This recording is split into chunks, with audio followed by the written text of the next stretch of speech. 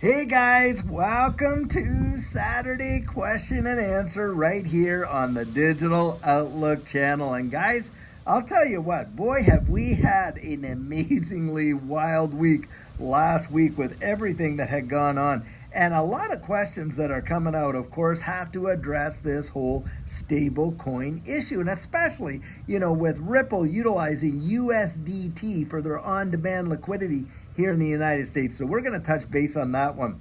Now, guys, I do have some other questions that have come out there. And one person threw a question out there and says, listen, do you think I should be taking my Series 65, and that is so that they can become qualified in order to, not be afraid of the whole accreditor investor kind of cap that the SEC is doing there.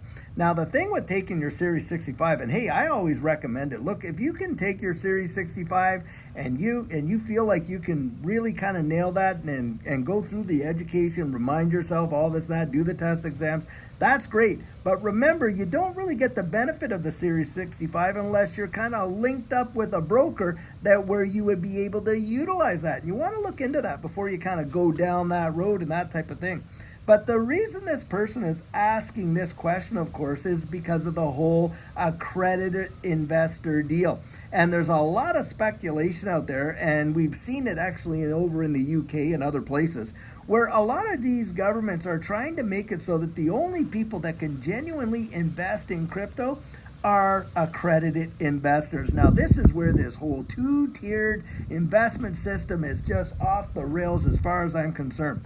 So in the United States, Canada, and different parts of the world, if you are an accredited investor, you have access to pre-IPO investments or other type of investment vehicles that the average individual does not. And they do it that way because they feel that, they're protecting the retail investor from kind of losing their money on these ventures. And so what they require is that you're worth at least $1 million liquid in the United States. That means outside your principal residence and that type of thing. Or it's an income situation where you're earning, I think it's $250,000 or $300,000 at least per year for at least the last 2 years and that type of thing. And of course, you can go the educational route and potentially get it that way. Now, the thing is this. Most people obviously are not going to qualify in those terms, and in that they have $1 million liquid above their house, or they're earning these high net worth incomes and that type of thing. But the government has no say about you taking your 10, 20, 30, 40, 50 grand and going to Vegas and blowing that on a weekend. Oh no, that could be allowed, but you can't be allowed to go out there and absolutely try to get in on some of these pre-IPO, like Ripple's pre-IPO and all these, and that we're talking about an initial purchase, placement offer, on the market and stuff like that. Before that happens, accredited investors have access to those kinds of investments and things like that. And so this is where, and you got the SEC out there. This is what they're doing. They're applying to see if they can't raise that threshold from 1 million liquid to 10 million liquid. Yep. They just want to keep as few people as possible being able to access it.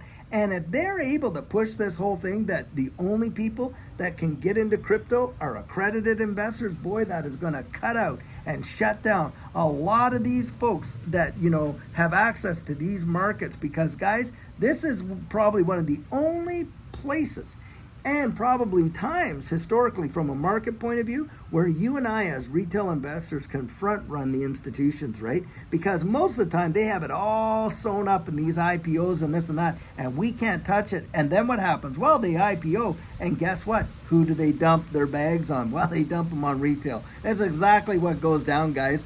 And so for us, hey, we want to have access to these markets. Now, that's where this question is coming from. And it's a great question. Now, another reason why is because, of course, this whole space, is under that kind of scrutiny. And, there's this idea that maybe the government will seize it. And that's where the whole buyback issue came from. And so in order to prevent it seizing it, you want to be a self-custodian, perhaps. A lot of people think that, if I'm an accredited investor, they'll allow me to self-custody and all that.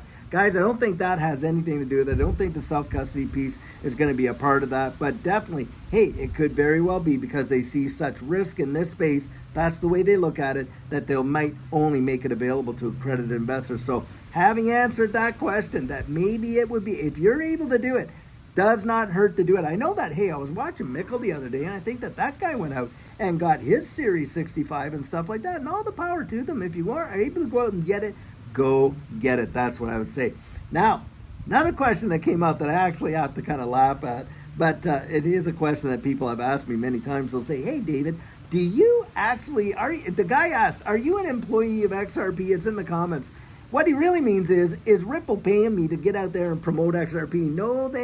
No, they're not. But I will tell you this, and in all transparency, if Ripple knocked on my door asking me to be a spokesman for them, I would take the job that fast, and I'd have them pay me in XRP. You can better believe it. I would absolutely do it. But guys, the fact is, nobody is paying us anything to talk about anything on our channel. And in fact, we have been solicited from a number of various token projects and things like that, offering us tens of thousands of dollars to actually promote their projects, and we have absolutely refused. We are not going down that road. We do not need it. Now, that does not mean we'll never have sponsors, but we're not going to be sponsoring different tokens and encouraging people, oh, go invest in this and go invest in that. But hey, if I had a sponsor like, I Trust Capital, or I had a sponsor like Link2 or something like that, maybe I would have those guys as sponsors, but not when it comes to a digital asset token and go out and sponsor that. I'm really not interested in that. So if you're out there thinking, oh, let's get this guy, hey, pass me by, because that's not my deal. Now, I do have one group that I do talk about, and it's not really a sponsor, Caleb and Brown. Now, why do I always talk about Caleb and Brown? Well, I talk about Caleb and Brown because when Judy and I, back in 2020, were dealing with that whole situation that a lot of these exchanges would go down when the volume went up.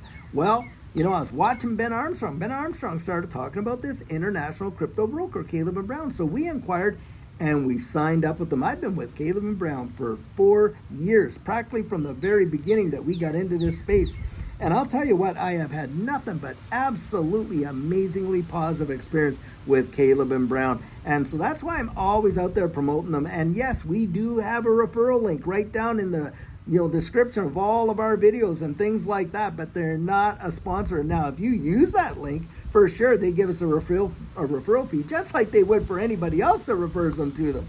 But even if you don't, guys, it pays to kind of look into, these options that could be available to you as an exit ramp. And of course, hey, go over to Caleb and Brown and take a look and see if that's something that you would be interested in, because I'll tell you what, costs you absolutely nothing to open up an account with Caleb and Brown. Costs you nothing to actually talk to a broker on Caleb and Brown. Literally costs you nothing to custody your assets with Caleb and Brown. And guys, they use institutional grade fire blocks to custody assets over there, so you can be assured it's safe and it's there. But they don't charge you for that. The only fee you pay is when you actually buy or sell, and it's your trading fee. So that's been an option for Judy and I. And of course, it's always about preference. You go see if it's something that's going to work for you.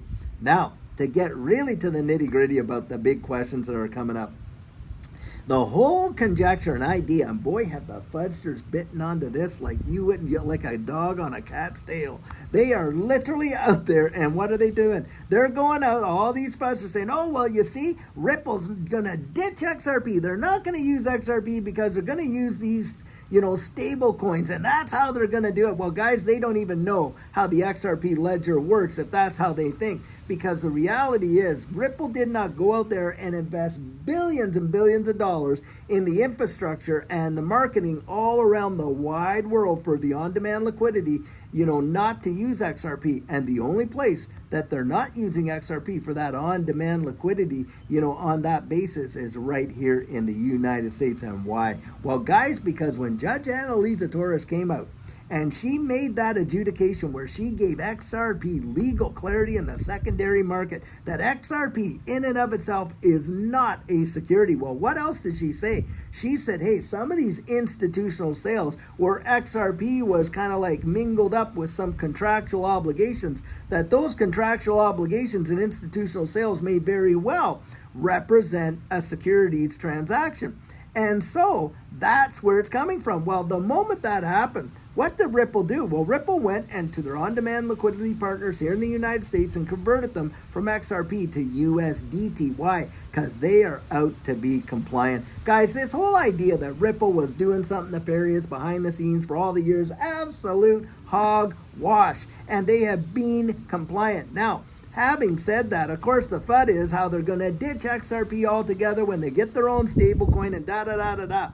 Well, David Schwartz has come out and he's absolutely addressed this. And he literally talks about the sheer nonsense of it. Do you really believe that Ripple is going to forego? Would you give up over $50 billion worth of an asset and just say, oh yeah, we're not going to use that. Let's throw that on the back burner. We'll use this one over here. Come on, guys. That is utter nonsense. They are not going to do that. That is not going to happen. But of course, you got all the fudsters that will literally try to take advantage of every bit of confusion that this is. There's some kind of people aren't really clear about what's going on. They try to fill in the blanks for you, don't they? And they'll come out and say that. And that's when you see, the chief technology officer, David Schwartz, and others coming out saying, hey, that is not the case. But even when they do come out and say that, sure enough, you're reading it and this is how they do it. They'll come out and say, well, Ripple is no longer using XRP in the United States. They're going to use USDT. And,